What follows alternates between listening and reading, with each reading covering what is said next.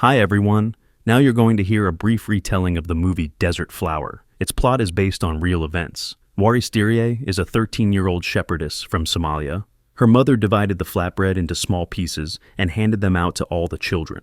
Waris promises her younger brother that she will never leave him alone. The story jumps forward in time. Adult Waris wanders the streets of London and then goes into a fashionable boutique and picks up a whole bag of jewelry. And when the saleswoman approached her and threatened to call security, she immediately ran away and hid in the bathroom. In the stall, she looks at her passport with a smile. The tearful saleswoman burst into the bathroom and ran into the Somali woman again, who forgot to lock the door. Waris knows literally a couple of words in English, more like memorized phrases, even though she's been living here for a whole 6 years. She pursues the Englishwoman who ran into the elevator. Marilyn tries to escape from the strange girl who is persistently following her for some reason.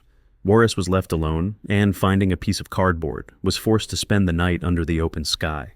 The girl picks up change and eats from the trash. She saw her acquaintance on the bus and tagged along after her again. The girl took pity on the dirty, ragged Somali woman and allowed her to spend one night at her place. But Marilyn lives in a boarding house, and the administrator doesn't want to let the homeless woman in. The weather today is a sunny downpour. It gives away another phrase from Waris. Marilyn still agreed to let the Somali woman in, but just don't dirty the carpet. The grateful Waris kissed Marilyn's hand and called her mom. While Marilyn was sleeping, Waris cleaned the whole room and made coffee. The Englishwoman wrote down an address where Waris could try to get a job and gave her a jacket. In the hallway, they ran into the manager Neil, who took a liking to the girl with the exotic appearance. Waris got a job working in a cafe. A customer reading a book stared at her. He saw that the girl was putting food leftovers in her pocket. The stranger turned out to be photographer Terry Donaldson and left his business card for the cute African woman. Waris almost threw it away, but Terry asked her not to do that. The girl showed up at the boarding house again. This time, she's ready to pay for the night. Marilyn agreed when Waris called her mom again. She is embarrassed to show her body, so she undresses already in the shower stall. She does something inexplicable there. Marilyn decided to play a prank on her friend and stole her clothes. Waris cooks food and learns English. She doesn't know her birth date, only that she was born during the rainy season. Neil popped into the room and started hitting on the Somali woman. Marilyn dreams of becoming a dancer, but she got another rejection letter. To lift her friend's spirits, Waris agreed to go with her to a nightclub. There, she locked eyes with some guy, Harold. He immediately came over to meet Waris Dahar Ashartan Muhammad Suleiman Dirie, but you can just call her Waris. Her name means desert flower. Harold took off the girl's down jacket and offered to dance. The guy came from New York. Waris liked him, but she immediately got scared of something and ran out of the club. She can't get into the room. Marilyn is fooling around with some guy there. A decent woman doesn't do that, the offended Waris reproaches her neighbor. Only a woman who has undergone this traditional procedure is a good woman, the Somali woman added. Marilyn doesn't understand what she's talking about and asks to show her. Waris pulled down her underwear. They removed everything and then sewed it up.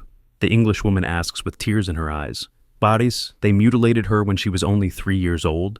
They did the same to her sisters. Now it's clear why the neighbor spends so much time in the bathroom. Marilyn shows her how it should be. You don't have to do this to be a woman. No one does that here.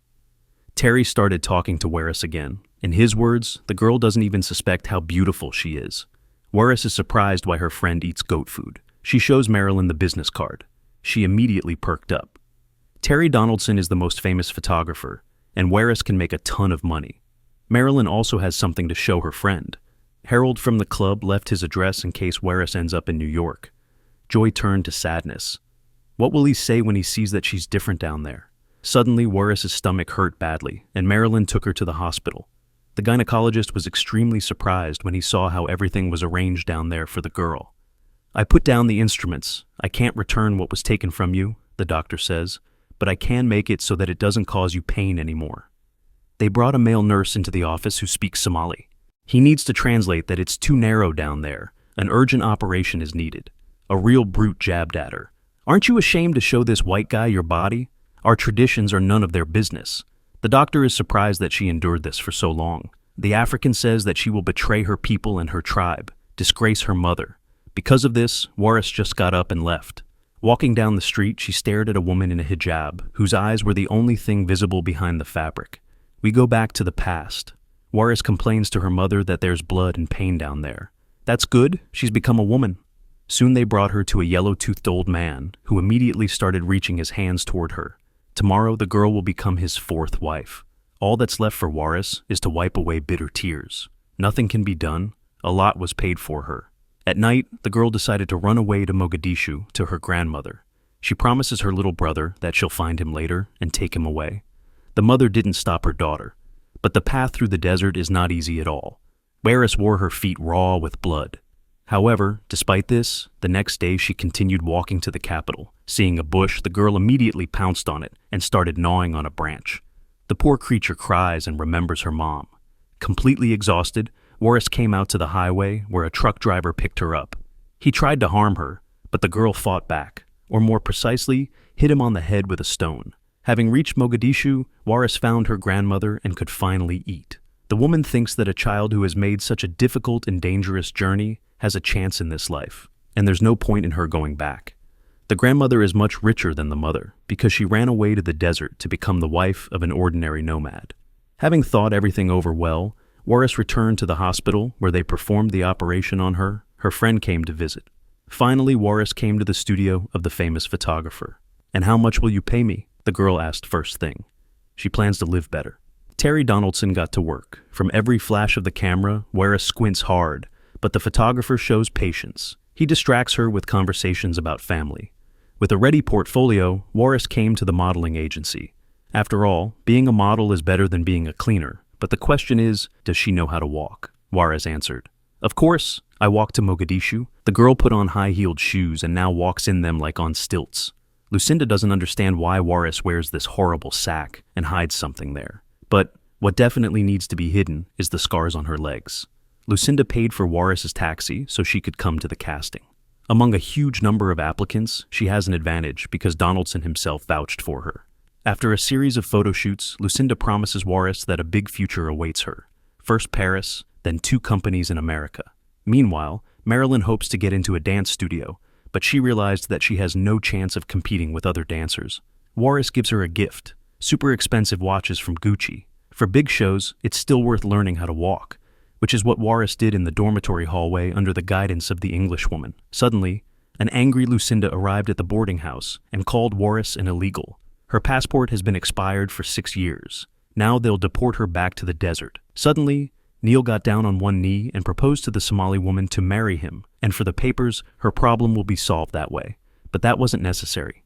Marilyn knows a person who will forge the documents. Waris from Lebanon is ready to go to Paris to a party with Johnny Depp, but right at the airport, the girl was detained by the police. In the cell, the model remembers how her grandmother sent her to London so she could get a job as a maid. The girl says goodbye to her homeland with tears in her eyes, after all, leaving her younger brother here. From the airport, they took her to the Somali embassy, where she lives in a small cage-like room and spends whole days cleaning. No one taught her English. That's how 6 years flew by. After this time, there was a coup in Somalia. The embassy staff is being recalled back to the country. But Waris isn't planning to go anywhere. She dug up her hidden passport and went out onto the streets of London. They posted bail for Waris, and all she needed was to get 1 stamp within 6 months, and the girl would have gotten political asylum. But now, she has a limited residence permit. She has to check in every week. 1 violation, and they'll deport her. On billboards and big screens, they show ads featuring Waris. Lucinda, although confident that Waris will work off every penny of the £10,000 she spent on the best lawyer in London, apologizes for setting up the Somali woman like that. Waris needs to work, and she finally decides on the adventure, marriage. Neil promises not to bother the girl, but Marilyn thinks this idea is clearly not to her liking. Neil says that they have to live together and also sleep in the same bed. Guys from immigration could show up at any moment. It's time to pay off the debt. A big team works in the studio, but when Terry arrived, he asked everyone to leave. For the calendar, Waris will have to pose in minimal clothing. The girl obediently changed. The photographer promises that if everything turns out well, it will change her life. Waris trusts the professional, and that helped her relax. She dreams of meeting Harold again, but in reality, there's Neil, who calls her his wife, yells, pushes her around, and bothers her, which she doesn't want. One night, immigration officers burst into the apartment. They search every room. Neil took advantage of the moment and pressed his lips to Waris's. Her friend says that it's better to let them deport her to Somalia. She doesn't know how she'll endure living together for another year. Now she's still forced to sleep with him in the same bed. The Englishman is crazy about the model. Soon Waris received a notice of indefinite residence permit. She thanked Neil and immediately took the ring off her finger. Finally, Waris will be able to work peacefully all over the world. She conquers the catwalks of many countries and becomes a real professional in her field. The fashionista now lives in an expensive New York apartment and eats right. She remembered Harold again and came to him at the given address. The young man didn't recognize her updated self right away, and then Harold's girlfriend approached. Waris got embarrassed and immediately ran away. Alas, a lot of time has passed, her dreams shattered against reality. Lucinda is outraged that Waris dropped everything and went to Somalia to shoot a documentary about herself, called The Day That Changed My Life. Returning to America, Waris is given an interview, and she says that it's not at all the day she met the photographer McDonaldson. In general, she's tired of these stories like, from a nomad girl to a top model. Waris wants to tell the story and hopes it will be published. Waris will remember that day when at 3 years old she went on a journey with her mother in the desert. They met that very woman master who performed this traditional procedure using a simple tool and a thorny branch. The wound was infected. The girl developed a fever. Where the natural body parts were, only a big scar and a tiny hole the size of a match head remained. Everything that was removed was eaten by birds. Harold sits in a cafe and is outraged that he didn't have time to understand anything when the girl came to him. And at that moment, he was entering the apartment with his neighbor. And then he saw an interview with Waris in a magazine. From the tragedy of this traditional procedure, Waris herself is preparing to give a speech at the UN headquarters. Her friend came to support her. Later, Harold came here too. For more than 3,000 years, families in Africa have been convinced that a daughter who hasn't undergone this procedure is unclean. What's between the legs is unclean, and therefore it needs to be removed and sewn up. On the first wedding night, the groom takes a tool and makes a cut before being with the bride. Girls who haven't undergone the procedure are expelled from the village and equated to women with bad behavior. This continues even though the procedure is not prescribed by the Quran. After it, girls remain sick both physically and mentally for life. One of Waris's sisters didn't survive the procedure. She bled heavily. The second died during childbirth. In childhood, Waris didn't want to be a woman. It's very painful and sad, but now she's proud that she became who she is. All over the world, 130 million women suffer from the consequences of this procedure. Waris Dirie became the first woman who drew attention to this problem. In 1997, she was appointed UN ambassador to fight this horrible ritual. Since then, this traditional procedure has been banned in many other countries. But despite this, more than 6,000 girls are subjected to it every day.